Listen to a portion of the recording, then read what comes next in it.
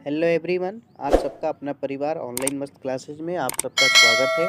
आज के इस वीडियोज़ में हम आप सबको संस्कृत के इंटरनेट ऑफिशियल मॉडल पेपर जो जारी हुआ है उसका सेट 2 संस्कृत का सेट 2 इस वीडियो में बताएंगे। पूरा देखिए। 100 प्रश्न होंगे जिसमें से आपको 50 प्रश्नों को टिक करना है, सही करना है।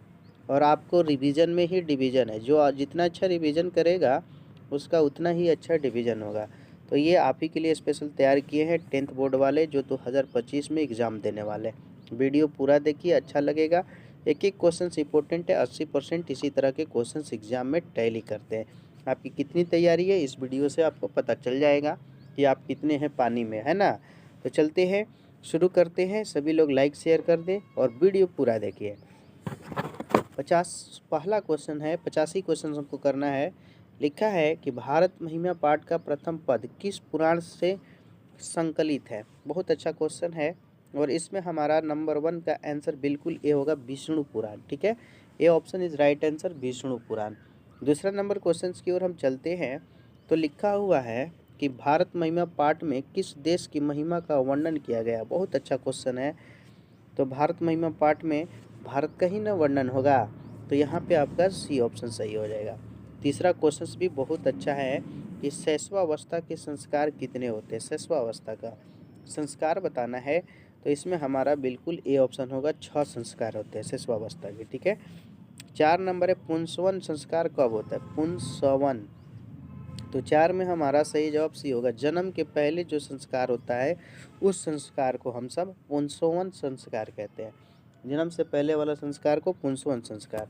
आगे बढ़िए। 5 नंबर क्वेश्चन है कि अपनी उन्नति चाहने वालों को कितने दोषों को त्याग देना चाहिए। अपनी उन्नति चाहने वाले को, तो यहाँ हमारा आंसर होगा 5 में 6 गो दोष को त्याग देना चाहिए। ठीक है ना। 6 नंबर आगे क्वेश्चन है कि घर की शोभा कौन है। तो घर की शोभा जो है स्त्री है। कौन है? स्त्री। याद रखिएगा, बहुत अच्छा क्वेश्चन था। 7 नंबर है समाज की गाड़ी कैसे चलती है। तो समाज की जो गाड़ी है पुरुष और नारियों से चलती है, यानी स्त्री और पुरुष से चलती है। सी ऑप्शन सही होगा। 8 है मैत्रेयी कौन थी। मैत्रेयी, तो मैत्री जो है ना याज्ञवल्क्य की पत्नी थी। डी ऑप्शन हो जाएगा। अगर आपका भी डी है तो सही है। 9 नंबर है अलसशाला में आग किसने लगाई। अलसशाला में आग किसने लगाई, तो यह हमारा सी हो जाएगा, अलसशाला के कर्मचारियों ने। सी ऑप्शन है आपका, तो सही है। 10 नंबर सवाल है अलस कथा पाठ में अहो कथमयम कोलाहल किसकी उक्ति है। तो 10 में हमारा सही और सटीक आंसर ए हो जाएगा, पहला आलसी। 11 है कि पटना शब्द किस शब्द से बना है। तो पटना जो शब्द है सी है ना, पतन से बना है। ठीक है, आगे बढ़ते हैं। ठीक है ना, जल्दी जल्दी करेंगे, आपका टाइम बर्बाद नहीं करेंगे। गुरु गोविंद सिंह किस धर्म के गुरु थे। तो गुरु गोविंद सिंह किस धर्म के गुरु थे, तो यह हमारा सही जवाब सिख हो जाएगा, सिखों के गुरु थे। ठीक है, 12 में सिख हो जाएगा। 13 नंबर की ओर चलते हैं, जिसमें लिखा हुआ है कि सत्यमेव जयते किस उपनिषद से संकलित है। बहुत अच्छा क्वेश्चन है। तो 13 में हमारा बिल्कुल सही जवाब बी हो जाएगा। क्या हो जाएगा, मुंडको उपनिषद। 13 का बी हो जाएगा। 14 क्वेश्चन है किसकी जीत नहीं होती है। किसकी जीत नहीं होती है, तो यहाँ हमारा सही जवाब 14 में हो जाएगा, सी ऑप्शन, असत्य की कभी जीत नहीं होती है। 15 है भारत महिमा पाठ में कुल कितने पद हैं। बहुत मस्त क्वेश्चन है। तो 15 में हमारा बिल्कुल सटीक आंसर सी हो जाएगा, 5 पद है। 16 भारत किससे सदा सेवित है। तो भारत जो है आपका डी हो जाएगा, इनमें सभी, नदी से भी, पर्वत से भी और सागर से भी। 17 क्रमवीर कथा पाठ में किसकी कथा है। तो 17 में हमारा बिल्कुल ही राइट आंसर ए होगा, राम परवेश राम की। ठीक है। 18 है भिखन टोला गांव कहाँ है। भिखन टोला गांव हमको पूछा गया है, तो यहाँ हमारा सही जवाब बी होगा, बिहार में भिखन टोला गांव है। 19 है स्वामी दयानंद का जन्म किस गांव में हुआ था। स्वामी दयानंद का जन्म पूछा जा रहा है, तो यहाँ सी हो जाएगा, टंकारा में। कहाँ हुआ था, टंकारा। 19 का सी सही है। 20 नंबर है डी, स्वामी दयानंद का जन्म किस परिवार में हुआ था, तो क्रमकांडी परिवार में। ठीक है। 21 है कि मंदाकिनी वर्णम पाठ किस ग्रंथ में संकलित है। मंदाकिनी, तो यहाँ हमारा बी होगा रामायण। ठीक है, 21 का बी हो जाएगा रामायण। 22 नंबर क्वेश्चन की ओर बढ़ते हैं। तो लिखा है चित्रकूट स्थित गंगा का वर्णन किस पाठ में? चित्रकूट स्थित गंगा का, तो 22 में आपका सही जवाब सी होगा मंदाकिनी वर्णम। ठीक है, 23 नंबर क्वेश्चन है जिसमें लिखा हुआ है वयत्रपति कथा हितोपदेश के किस भाग में संकलित है? तो 23 में हमारा सही और सटीक आंसर डी होगा मिथिलाभ। ठीक है, 24 है इंद्रम सुवर्णम कम गृहम, यह उक्ति किसकी है? तो 24 में हमारा सही जवाब जो होगा ए होगा बाघ। ठीक है, 25 है शक्र ने कर्ण का छल पूर्वक क्या ले लिया? तो शक जो है कर्ण का क्या ले लिया? तो इसमें आपका सही जवाब सी हो जाएगा कवच और कुंडल दोनों। ठीक है ना। 26 है कि इंद्र किस रूप में वर्ण के समक्ष आया?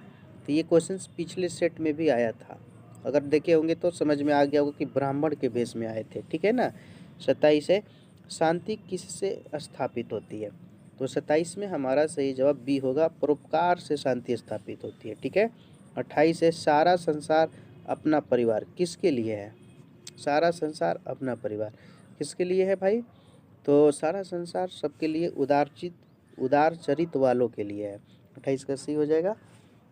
आगे बढ़ेंगे तो 29 आएगा जिसमें लिखा है भारतवर्ष में किसकी महान परंपरा है? तो यहाँ हमारा सही जवाब ए होगा शास्त्र की।